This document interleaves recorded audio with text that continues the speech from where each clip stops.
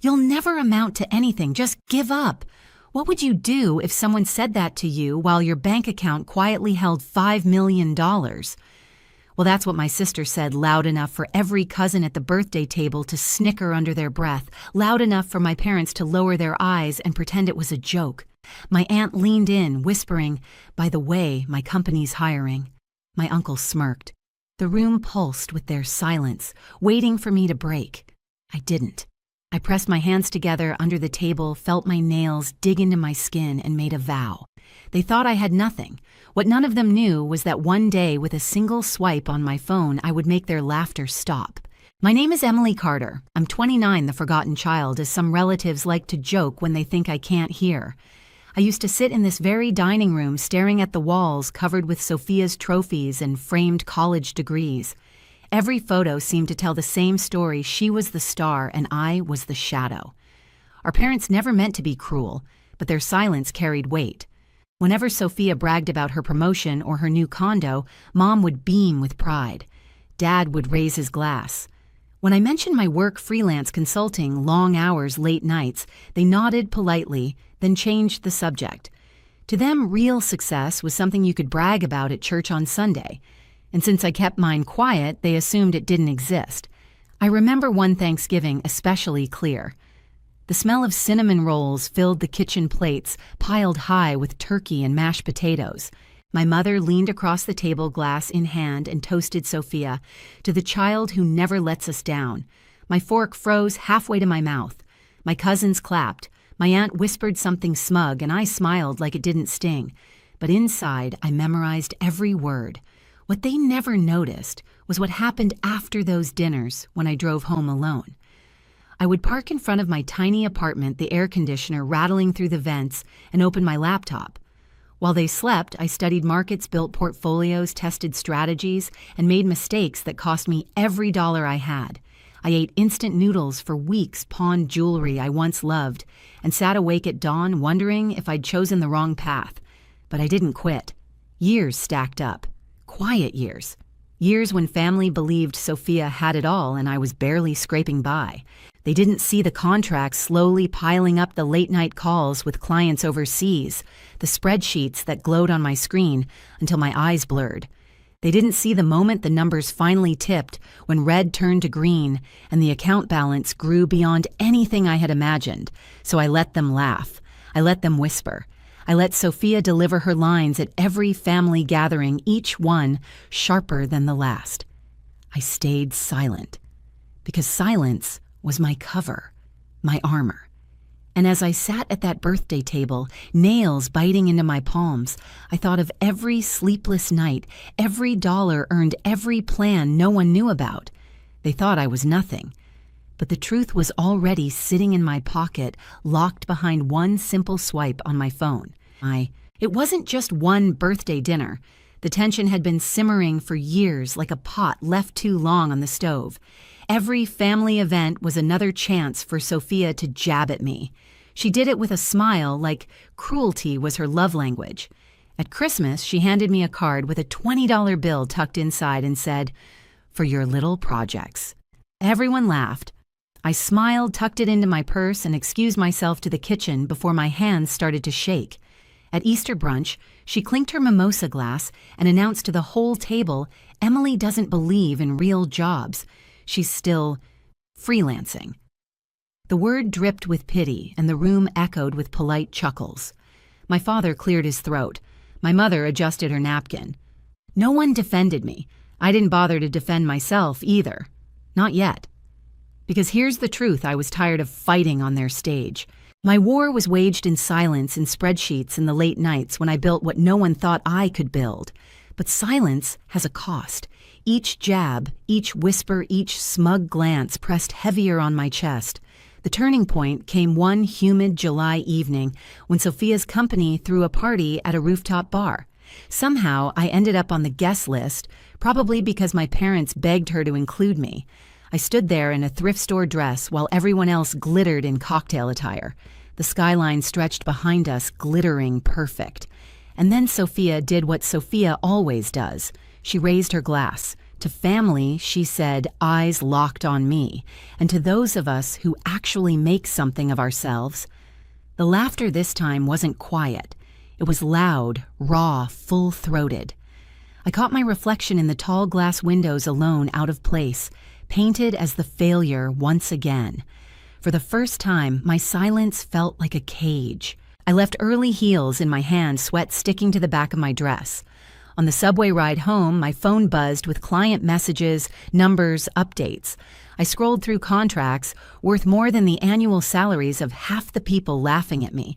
And for the first time, I realized I wasn't just surviving, I was ahead, way ahead.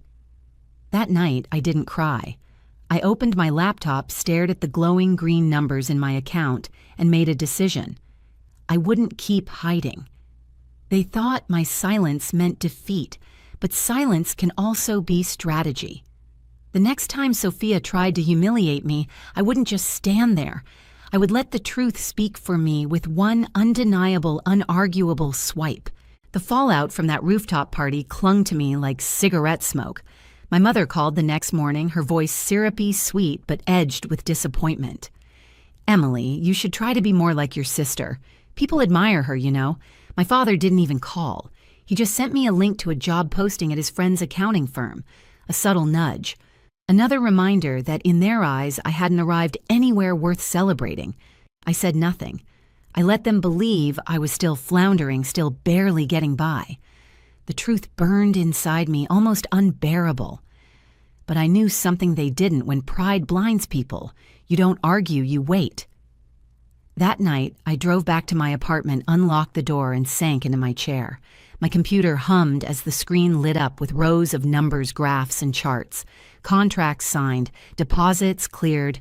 My account balance blinked at me, 5073411182. I stared at the number until my chest loosened. That was no accident. That was years of sweat, sacrifice, and silence. But here's the thing about silence: it can crush you or it can sharpen you. I chose the second. I started digging through old folders, contracts, even family records. I found emails Sophia had sent me years ago, mocking me for throwing my life away. I reread texts from my father telling me I was too stubborn to last without a paycheck. Each one of those messages felt like kindling, dry and ready to catch fire. Then the collapse began, not mine, but theirs. A client of Sophia's company reached out to me privately. They'd heard of my firm through a referral and wanted my expertise. Their contract, worth more than Sophia's yearly salary. I signed it quietly. 2 weeks later, another came in, and another. I realized something. While Sophia had been busy polishing her image, I had been building something solid. My foundation was unshakable, hers paper thin. At the same time, my grandmother, who had always been kind to me, confided over tea that she worried about the family's future. She whispered that Sophia and my parents had been dipping into her savings, convincing her it was for the good of the family. My stomach turned. That was more than humiliation. That was theft. I promised her right then that I would not let it stand. From that day forward, my silence wasn't passive anymore. It was deliberate. I contacted a lawyer, laid out every document, every bank statement, every detail of my own earnings, and every whisper of what they'd done to Grandma. He listened, then leaned back and said, "When the time comes, you'll have everything you need."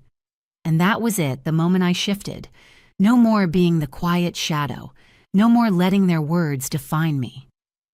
The day they laughed at me across the birthday table was the day I realized the next laugh would be mine. The night everything broke open was supposed to be a celebration. My parents called it a family dinner, but everyone knew it was really another stage for Sophia. Her promotion, Dad's retirement, the perfect family on display. The dining room glowed under the chandelier. White tablecloth wine glasses lined like soldiers. A cake with Sophia's name piped in perfect script.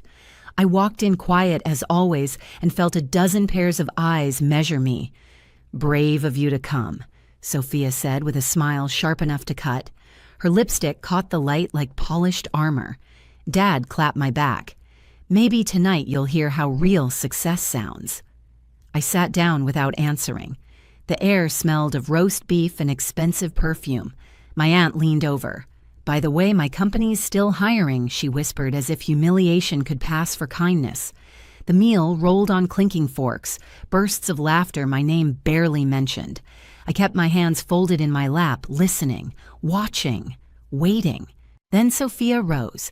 She tapped her glass, soaking in the silence. "Tonight we celebrate hard work," she announced. "People who deliver, not people who dabble, not people who have projects." Her eyes flicked toward me just long enough for everyone to catch it. The laughter this time wasn't polite. It was loud, confident, cruel. My father raised his glass in agreement. For years, I'd let moments like this pass. I'd swallowed the burn and gone home in silence. But tonight was different. Tonight, I was done playing their shadow.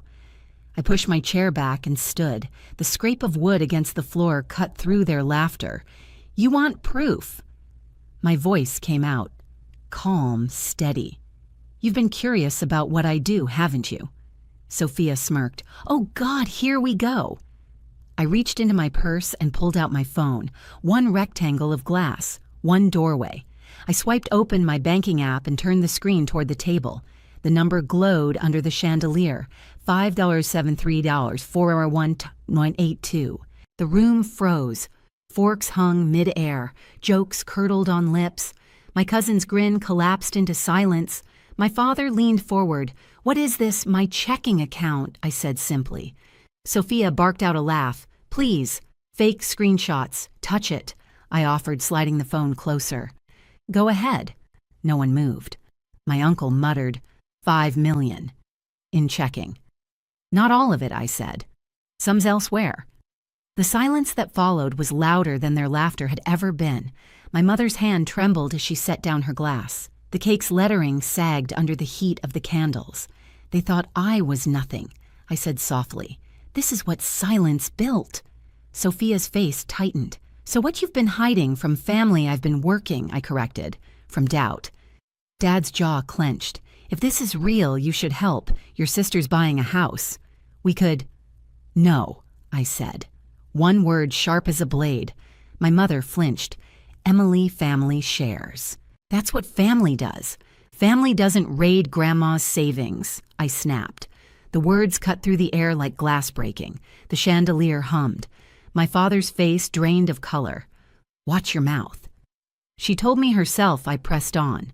"Transfers, dates, amounts. She was pressured. You called it for the good of the family." "That's not family, that's theft." Gasps rippled around the table. My aunt stared at her plate. My uncle set his fork down with a clatter. Before anyone could recover, the front door opened. My lawyer stepped inside a leather folder under his arm. His calm voice sliced through the tension. "Good evening. I'm here for Mr. Carter and Ms. Sophia Carter." Dad rose from his chair.